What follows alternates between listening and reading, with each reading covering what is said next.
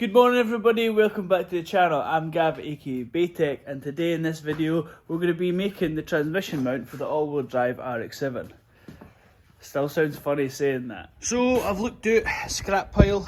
I've actually got an original gearbox mount and bits of steel. Now the original mount I would like to use, you know, the mount itself bolts through here, but the chassis is actually wider than this piece here. So here underneath the car you can see this is the transmission mount here that I'm going to bolt onto, and it's almost level with the floor. So the plan is to take either a steel beam or some sort of beam and have it come straight across the chassis right to the other side, and you know, have it supported. Now the plan is to drill holes through this. Instead of welding to this, I'll actually weld plates to the inside of the car and have the hole in this side, and that should help with well, welding upside down is a pain in the arse basically. So yeah, that's what I'm going to do. As you can see though, exactly where it goes, that piece of red you can kind of see over here is one of the braces for the seat. So I'm going to have to remove that for putting a plate underneath it, and it'll be the same as this side, no doubt. So seats will have to come out just now, and but that'll be the first part of bracing across the chassis, and also make braces up here as well, go across the chassis, and braces from basically here across under the sump to the other side as well, for bracing up that, you know, to triangulate that subframe. So that's the future plans anyway, but yes, today we shall make a mount go across here. You know, the thing is with this gearbox mount here, I thought the window had cracked there, but it's the bonnet. Aye, the issue with running this sort of gearbox mount is you can't see, you know what I mean, and there's a steering wheel in the way and that. And, I mean, I'm sure it would hold a lunch, maybe. Well, yeah. So this is what I'm saying, the gearbox is going to basically be mounted underneath that. What a pain in the arse this is. And then that itself is a strengthening piece, so I'm going to have to try and rejig that also. I wasn't wanting to cut this away because that's where the handbrake mount is, but maybe I could, you know, change that up for a different style. Oh dear. The build's getting a bit, you know, extreme, but the car's going to be extreme when it's done. Another lot of consideration is the exhaust itself. The downpipe will have to go down here. It'll get down there and I'll make space for it, but as you can see down the bottom there, that's where the engine mount is. Sorry, the transmission mount. So the exhaust is not going to get past there. So do I make some sort of stubby exhaust system, or do I come down and then out through the wing? But then again, I like silencers, I don't like loud exhausts because I'm old. So yeah, we'll cross that bridge when it comes. Probably straight out the bonnet, or something ridiculous like along here and then round the back of the shuttle panel and then out the side. But like have exhaust silencers in there. I don't know, just a blank drawing board. I'm going wild. But anyway, I'll need to take the seat out. So I've had a cup of tea and a little think, and what I'm planning on doing here is I would like to try and keep this to gain a bit of rigidity. Like I said, this is a chassis member sort of brace here. You have one here, and you have one up here, and there's another one that goes across there too. But I'll be building an additional cage here to try and strengthen it all up as well, because obviously this is going to go on track 2 as well as being like a sprint sort of drag car. So yeah, it'd be nice to keep this, right? It's only thin steel, but it's pressed in a way where it's going to give a bit of tensional value to the chassis. So what I'm thinking is, instead of removing this completely, I'm thinking about maybe cutting a section out, a square section out, and beating a nice wee neat job. And then underneath that, I'll put the plate in the hole with the nut on it, and then I'll weld the plate up. Doing that way, I can then put the cap back on again and then weld this back up, and then that'll be, you know, that's because I won't really need to get to the underside of that nut once it's in. So let's get it grinded out. And guys, always remember, as Sensei Steve once said, cut twice, measure once.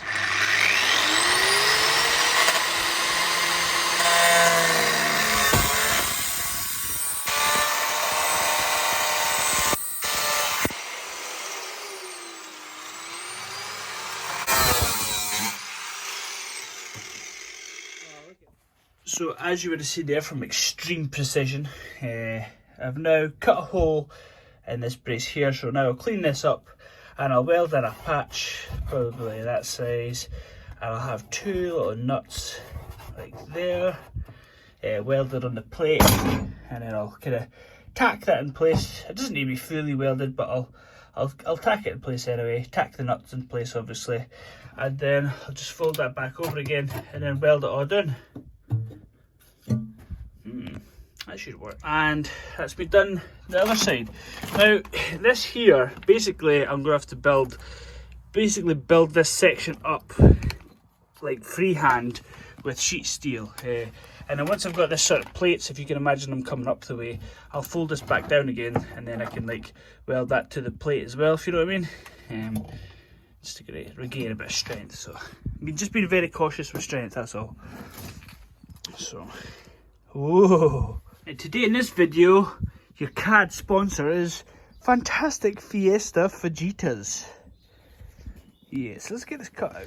So I've now got these wee plates I made up here, and I'll plonk them in there.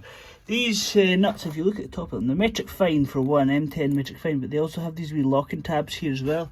It's kind of like nylocked but not nylon, so which doesn't make sense, but you know. So there we have it. I've just tacked that stuff down lightly just now because in my short panel beating career I know not to weld things fully because, you know, just yet until we know it's going to work. So there we go. Bolts are all in, drilled, so yeah, on to the next stage now, which is the other side. Right, other side done. So now I just need to join these guys across, right across there. Right, so I've cut these plates out here, bits of steel. Now the plan is, I've got two of these cut to length, and I'm going to put them across like that, right across there. And with them in place, you know, one there, obviously one there. Getting close to here, but there's a bit of a gap between this piece and the actual chassis itself. So I'll use another bit of box section to kind of space the two, and then onto plates that I'll make to bolt onto there. So little update. So I've made these plates here, one on the other side there, that bolt onto the mounts we made earlier. I've tacked this in place just now. As you can kind of see what I'm going for. It's sitting quite a bit further down than I would like. I mean, it's not the, it's probably going to be the lowest part of the car. I can't really lower this down any further, like that's really high up there too, just because the FD chassis is like really low and streamlined. So anyway, I've cut wee 45-degree angle bits on the sides there, and I'm basically going to come from here to here. That's the plan anyway. So I have made a wee bit of clearance like in here, because I think when I lower this down, obviously this mount's going to go up a bit, so just to take that into consideration. So first things I'm going to do is, you guys know me, I hate angles, but 45 to 45 shouldn't be too bad, I don't think, but I'm not going to jinx myself because you know the crack. Anyway, so bit here, bit here, bit here, bit here, so let's get to it. Here's an example why I don't do angles. All the time I just fuck shit up. Oh, what a stupid cunt. And there we have it. It is at angles and stuff like that, and need to kind of get sorted out. But once it's stuck together and I've got like laddering in there, that'll be perfect. Happy. Pretty beefy welds everywhere, so things still hot. Right, so let me show you. We're underneath the car. Everything's all bolted up. Nice. You know, everything looks pretty good. I'm pretty happy with how it's turned out. It's not too much lower, if you know what I mean, but it does sit lower than the rest of the car. So, right. I'm about to unleash the Kraken, but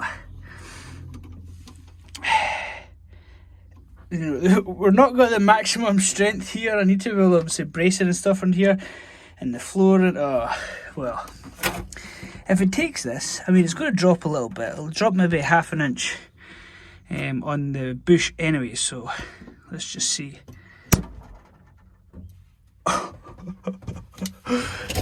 That's it. And it didn't really move at all. Oh, boys. You know what that means? When this strap is undone, that actually is pretty strong, by the way, I must say. It never even bent or anything. That signifies the RX7 with the gearbox mounting, its engine mounts. Oh man! Fuck yes! Oh, it's crazy that this day is going to come sooner rather than later, where I've got this thing working 4-wheel drive, doing massive 4-wheel drive burnouts. Oh my god. Yeah, everyone's happy. That's without any bracing. Oh yes. As you can well and truly imagine, I am happy as fuck right now. Oh yes, that's awesome. Engine is now mounted, gearbox is now mounted. This is complete separate, on its own, not being supported by anything other than the mounts on the car.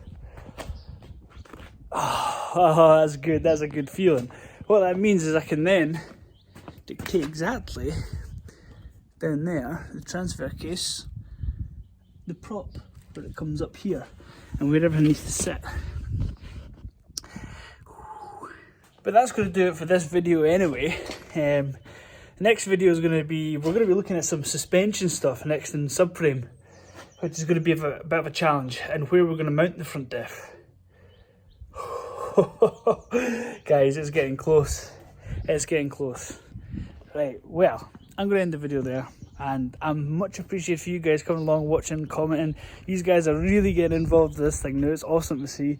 Much appreciated as well. And as always, guys, you stay safe, take care, and we'll catch you in the next vid. Cheers.